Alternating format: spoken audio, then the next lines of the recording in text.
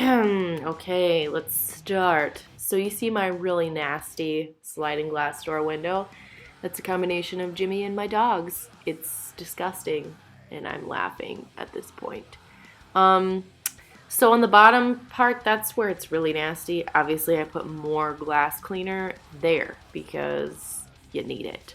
And then for me with windows, I just always use this back and forth method just to be extremely thorough. And then I end up obviously having to scrub a little bit more at the bottom just because it's nasty. Bro, piss off.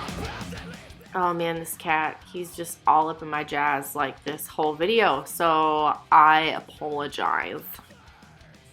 Okay, and then for this window, I'm just showing this part because I obviously used way less glass cleaner because I didn't need it. So I don't want you guys using like a ton of product if you don't need to.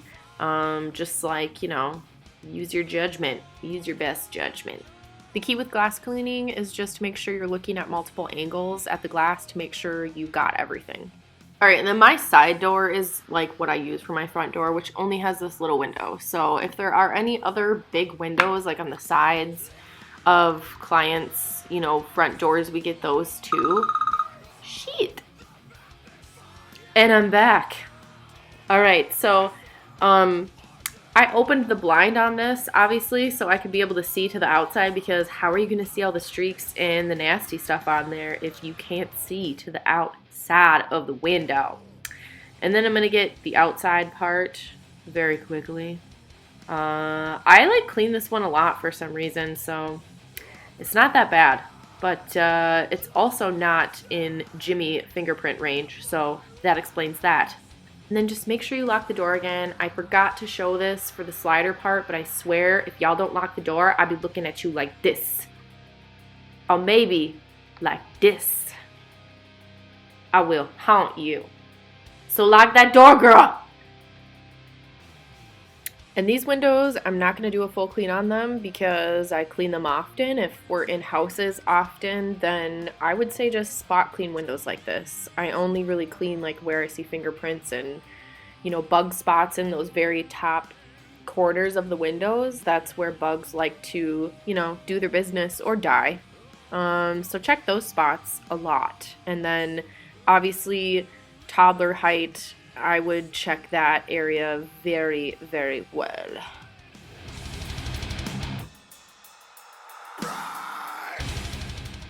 And here I found a little snack my kids left, little chocolate pieces. When I'm in the dusting stage, I might dust the stuff out of there. Other than that, I kind of make a note to either vacuum it out or wash it out. Okay, and then here I'm just spot cleaning the windows, but you'll notice that I sprayed them both with glass cleaner and then I'm wiping them both. So I'm doing it all in one shot instead of spray wipe, spray wipe. It just saves a little bit of time. P.S. I said spot cleaning. I meant I'm doing a full clean of these windows. Derp.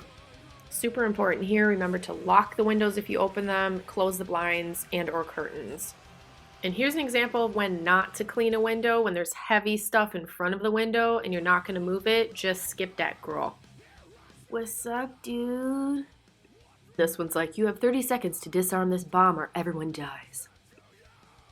Carrying on.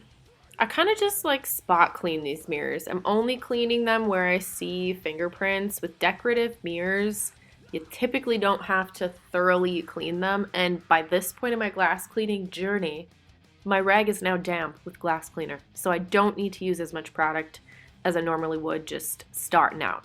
And then you see I'm looking for multiple angles, so I'm looking... Well, I done cut myself off. I'm looking for multiple angles, so that's why you see me all creeping around the window. I'm just wanting to look from every which angle because when you look directly straight on, you might miss something. So, glass is a little tricky. Just look from usually left, right, and center. See this area I'm concentrating on right here? This is like your sore spot. So just make sure that always looks pristine when you're done. And then anytime you see an electronic, make sure you're only spraying the rag and not the electronic itself. It could be damaging if you were to spray it directly on electronics. So just make sure you're spraying the rag. And then I typically wipe screens. I wipe down like iPads if I see them, tablets, any of that kind of stuff. And then when I'm doing like TVs, I will wipe down that plastic frame that's around the screen as well, because you see how I was just grabbing it? That leaves fingerprints. So a lot of times you'll see on the framing that there is fingerprints from turning it, different angles and whatnot. So just make sure you're really thorough that way. And typically when I do the dusting, I notice that if I do the glass afterwards, I still need to wipe all the electronic pieces with my rag anyways, because that stuff's just a magnet for dust. And then here again with a picture frame, if you're doing it, make sure you spray the rag, not the picture frame. We don't have to do all picture frames or anything like that. It's just really spot cleaning. So when you notice it needs it, do it. Typically on a first clean, we will do a lot more of that, just to get everything up to a certain level of cleanliness so that we can maintain it easily. And then just a reminder, keep one hand on the object that you're dusting or glass cleaning on the wall, and then clean with the other hand.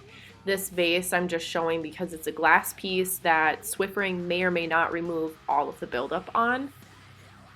And here's another bathroom mirror. Typically I will do the bathroom mirrors more thoroughly just because they get more dirty generally because you're in the bathroom so much. Spraying all the toothpaste and all the things onto the surface.